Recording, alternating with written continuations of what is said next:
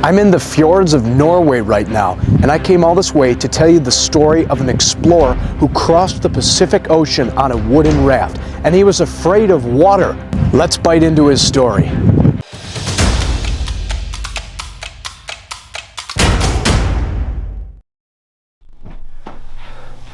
I'm packing clothes and books, always need books, flying out of New Jersey this week. We're going to dive into one of the greatest adventure stories in history about a man named Thor Heyerdahl, who was descended from Vikings. He's no longer with us. He died in 2002, but his son, Thor Jr, is still alive and lives over in Norway. He's 84 and he's a passionate scientist and a lumberjack. In fact, out of the blue, he challenged me to an arm wrestling contest to see who's stronger. Let's get over to Norway and find out who is. But first, I'm going to tell you about his extraordinary dad.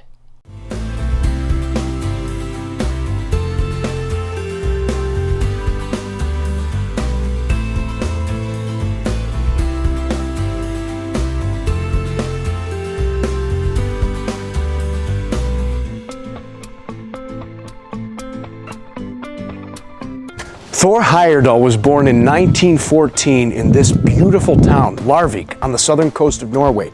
I'm in front of his childhood home right now where he lived as a boy, and we're going to take a peek inside.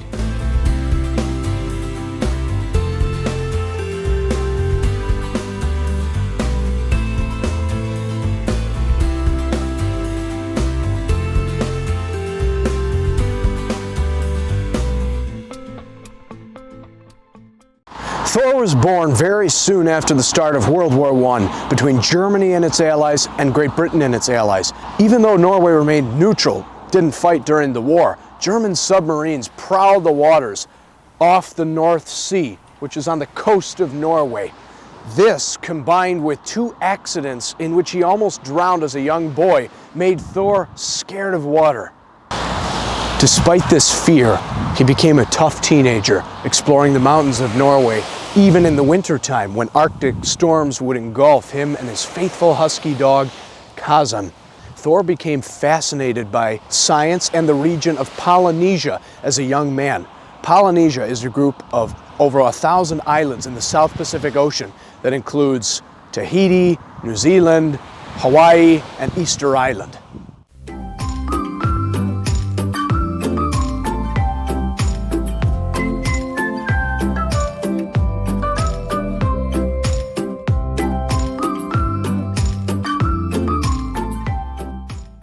Between 1933 and 1936, Thor studied geography and biology here at the University of Oslo and spent a lot of time reading the university's special collection of books about Polynesia. At the end of 1936, he set off for Polynesia with his newlywed bride Liv, and together they spent a year with the natives on the island of Fjord, immersing themselves in Polynesian culture. At this time in history, academic scholars believed that Polynesia had first been settled by people from the west, from islands in Asia. But during his time on Fjord, Heyerdahl carefully studied plants and artifacts of the region and had in-depth conversations with natives there who told him about their ancestors' history. He began to develop a theory that the first people to step foot on Polynesia had not come from the west, but from the east, from South America. Over the next decade, Heyerdahl continued traveling and researching his theory, and it was during this time that he heard the story of Kon-Tiki, a South American chief who lived around AD 500. According to the ancient story, Kon-Tiki had sailed west from South America on a raft made of balsa wood and had set out across the Pacific Ocean. Heyerdahl wondered, could he have reached Polynesia? In 1946, he talked with a group of American historians about whether or not they thought it would have been possible for South Americans to sail to Polynesia hundreds of years ago. One of the historians sarcastically said to Heyerdahl, "Sure, see how far you get yourself sailing from Peru to the South Pacific on a balsa raft." And so Heyerdahl planned an expedition to do just that, sail across the world's largest ocean from Peru to Polynesia. He was confident of his theory and inspired that same confidence in the men he invited with him on his new adventure. He took along 5 fellow Scandinavians, Knut Howland, Bengt Danielsson, Eric Hesselberg, Torstein Rabi, and Herman Watzinger. They were a mix of World War II veterans, artists, scientists, and just plain old daredevils. In early 1947, they traveled to South America and built a 45-foot-long raft out of balsa trees, which grew in Ecuador. The raft had a sail but no motor because Heyerdahl wanted it to be as close as possible to the type of raft that South Americans would have used hundreds of years ago. And he named it the Kon-Tiki.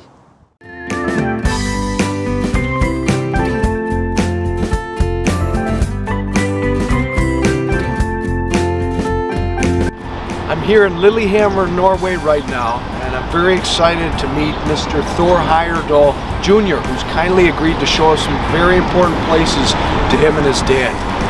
Nice to meet you, Mr. Heyerdahl. Well, nice to have you here. Welcome. Thank you.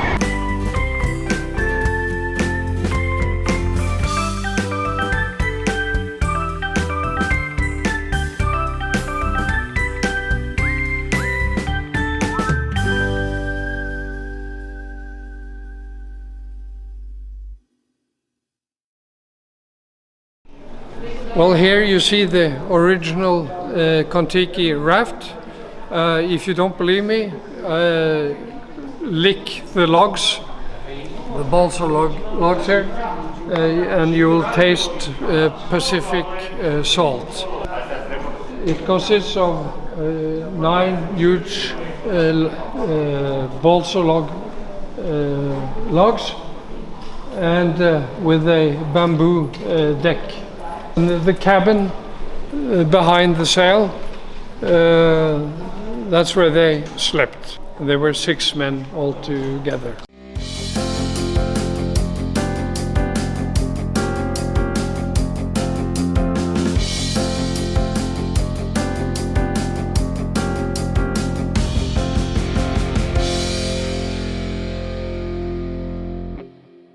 No trip to Thor's home country of Norway would be complete without visiting this spot called Fjord.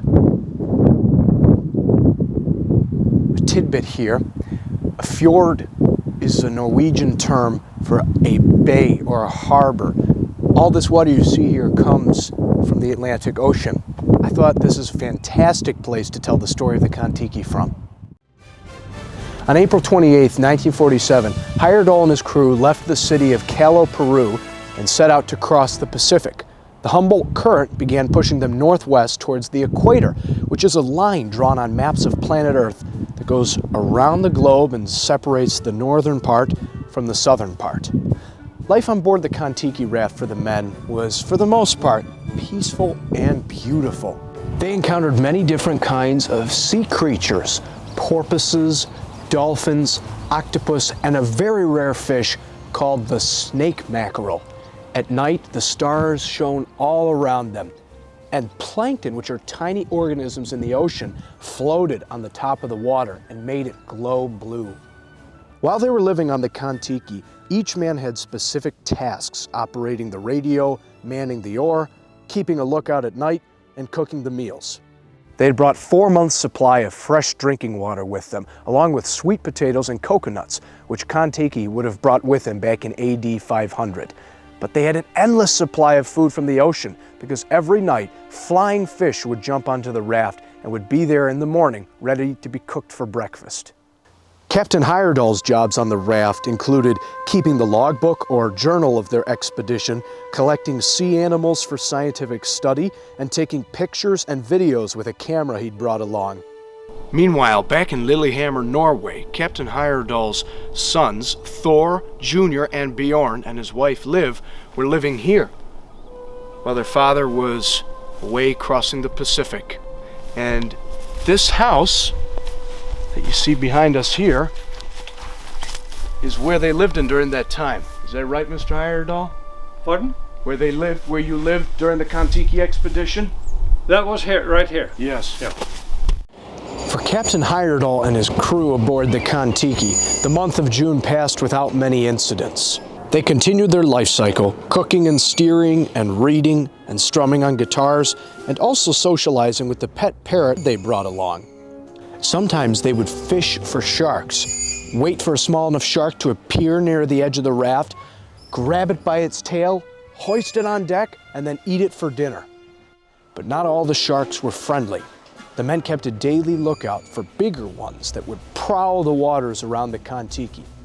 There was one time when Knut Howland was taking a little swim in the ocean and just barely missed being grabbed by a shark in the stomach as he was climbing back on board the raft.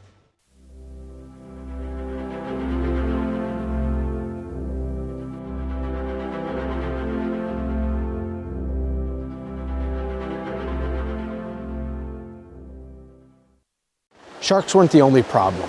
Captain Heyerdahl was nervous about the possibility of a wave making him or one of his men fall off the raft. On July 2nd, they encountered a rogue wave, which is a big wave that is all by itself in the water. Thankfully, the Kon-Tiki sailed over it without any issues. But a few weeks later, on July 21st, a massive storm rolled up over the ocean and engulfed them on and off for 5 days. It was so powerful that the wind partially ripped the sail of the Kon-Tiki and broke some of the ropes holding it together. Even after all this damage, though, the raft kept sailing, and it was with great excitement that very soon after, the companions began seeing birds in the skies above them. Land was near. On August 7th, 1947, the 6 companions saw a palm-covered island in the distance. After 101 days and 4,300 miles, the Kon-Tiki had reached Polynesia. They landed on a small island called Raroia, which was southwest of Fetjuhiva, where Heyerdahl had spent a year with his wife back in 1937.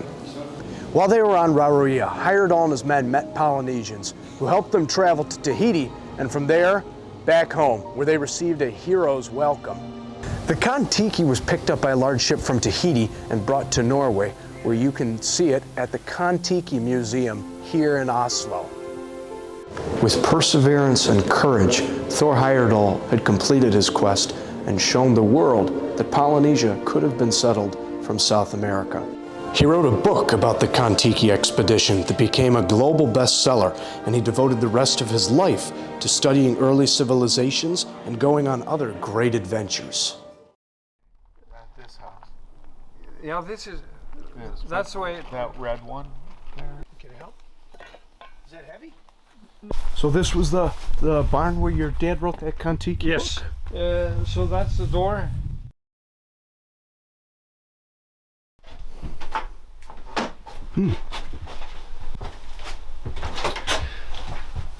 This used to be my father's desk.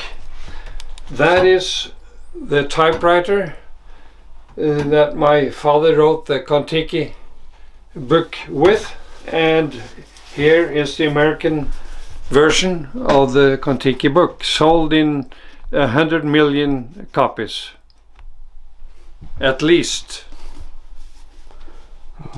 After his death, DNA researchers confirmed that Heyerdahl's theory was right. Polynesians are descended from South Americans. The ocean was not a barrier to ancient people like Kon-Tiki, but a pathway.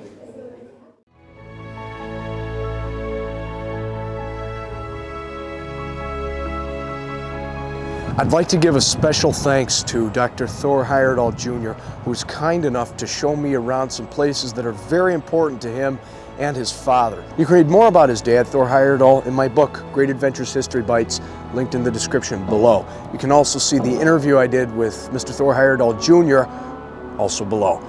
And until next time, go learn your history. All right. Leave. If I lose, don't tell your mother.